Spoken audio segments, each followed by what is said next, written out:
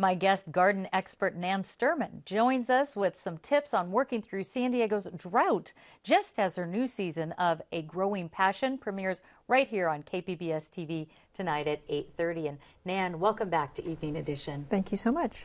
Now, the National Weather Service reports that San Diego had just 3 rainy days since November, or I think in November and December, and so far none in January. Aside from the dry soil, what kind of impact does the drought have on regional gardens and plants? Well, the interesting thing is that the drought is, of course, making the soil really dry, but we also seem to be very, very warm, unseasonably warm. So plants are sort of going into an early spring. I'm seeing things blooming now that I normally don't see for another couple of months. Does that mean that they're going to spend all their energy right now and then we're going to be, they'll start to die sooner? Well, for the annuals, that's probably the case. But for perennial plants and for shrubs and trees and things like that, probably not. They might just go on blooming for a longer period. It might just stretch out. Yeah. I see. Well, Governor Brown asked us to cut back on our water use because of this drought by 20%. How much of any water should we be using on our landscapes and gardens?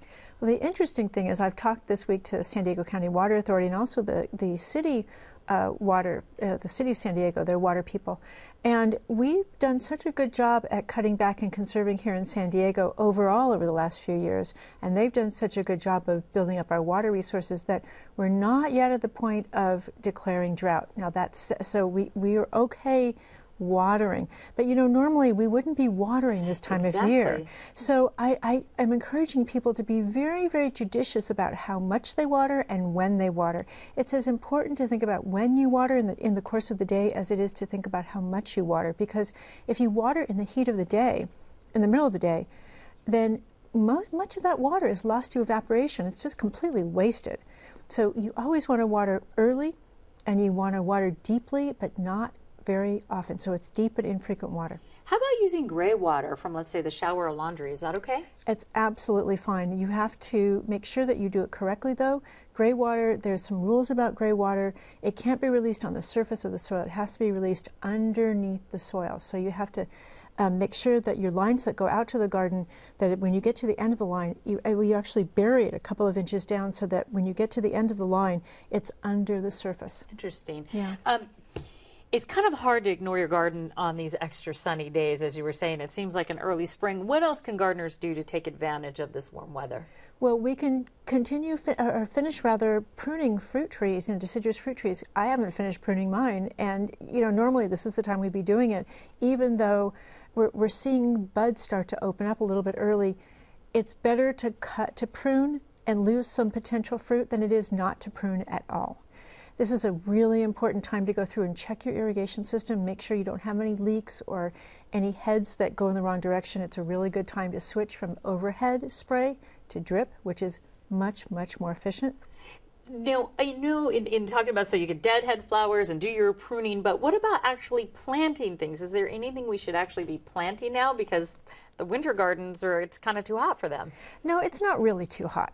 Okay. The soil is really at a good temperature. It's warm, but it's not too hot to plant. If it were in the 90s, yes, I'd say it's too hot to plant, but it's not too hot to plant. You can keep planting. The thing is that whatever you plant needs to be watered regularly so that it gets established and it can be a healthy plant. Now, your second season of your 6-week series, A Growing Passion, starts tonight. Where are you going to take us this time? We go all over the county. We go from north to south, east to west. We are down in National City at Olivewood Garden, visiting the programs that teach children how to garden and where their food comes from, and then how to cook and eat the food, and their parents too. And well, speaking of parents, I'm linking a video from a winery. That's not in Temecula. That's here. That is here. We did not leave the county borders this season. We went to wineries in San Diego, and in fact, you're probably looking at Fallbrook Winery, which is up in Fallbrook. Well, that is going to be an interesting segment for sure. Who is the show, and what do you want viewers? Who is the show for, I should say, and what do you want viewers to take away from it? It's a really good question. The show is for everyone who lives in San Diego and everyone who's interested in San Diego. And it's an exploration of who we are.